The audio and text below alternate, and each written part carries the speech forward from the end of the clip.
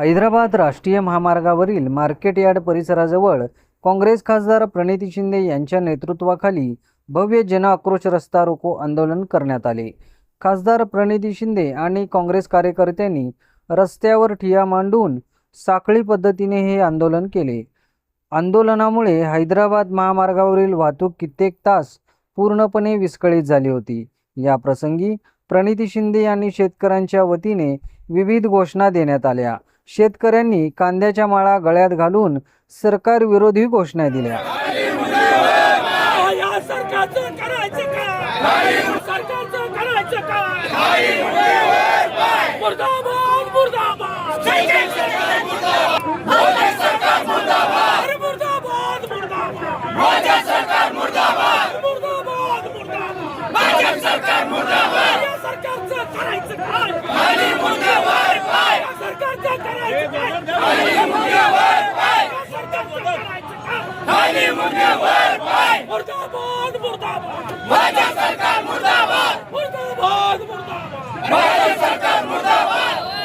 या सरकारचं करायचं काय?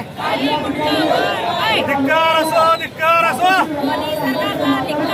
धिक्कार असो, धिक्कार असो। या सरकारचं करायचं काय? या सरकारचं करायचं काय? मिळालंच पाहिजे, सोयाबीनला पीक विमा मिळालाच पाहिजे,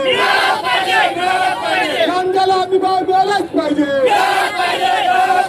खताची दर कमी झालीच पाहिजे।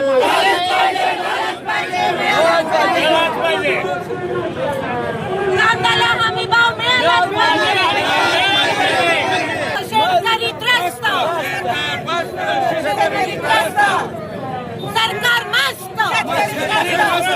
सरकार मस्त, सरकार मस्त, सरकार मस्त।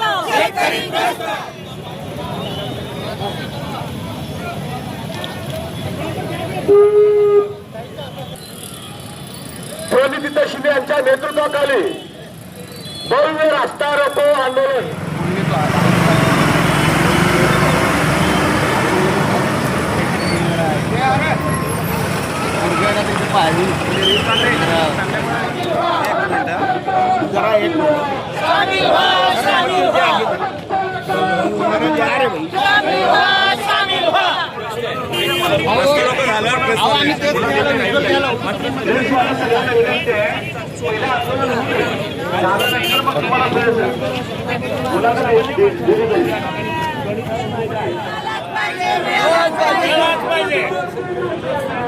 कांद्याला हमी भाव मिळालाच पाहिजे। शेतकरी त्रस्त, सरकार मस्त,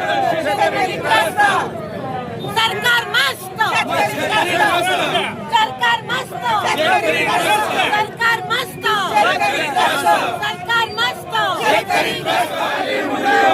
या सरकारचं करायचं काय? सरकारचं करायचं काय? मुर्दाबाद, मुर्दाबाद, सरकार मुर्दाबाद, मुर्दाबाद, मुर्दाबाद, सरकार मुर्दाबाद, मुर्दाबाद, मुर्दाबाद, सरकार मुर्दाबाद। या सरकारचं करायचं काय? या सरकारचं करायचं काय? सरकारचं करायचं काय? मुर्दाबाद, मुर्दाबाद, सरकार मुर्दाबाद, मुर्दाबाद, मुर्दाबाद, सरकार मुर्दाबाद। शेतकरी त्रस्त आणि शेतकऱ्यांवर संकट जो आज आणला गेला आहे तो मुद्दाम आणला गेला आहे। जर काही दिवसापूर्वी आपल्याला सांगितलं गेलं असतं की आपल्या देशात तेल किती आहे, तर काही दिवसापूर्वी रशियाकडून तेल विकत घेण्याचं बंद केलं नसतं, इराणकडून तेल विकत घेण्याचं बंद केलं नसतं, तर आज पेट्रोल आणि डिझेलचे रेट वाढले नसते।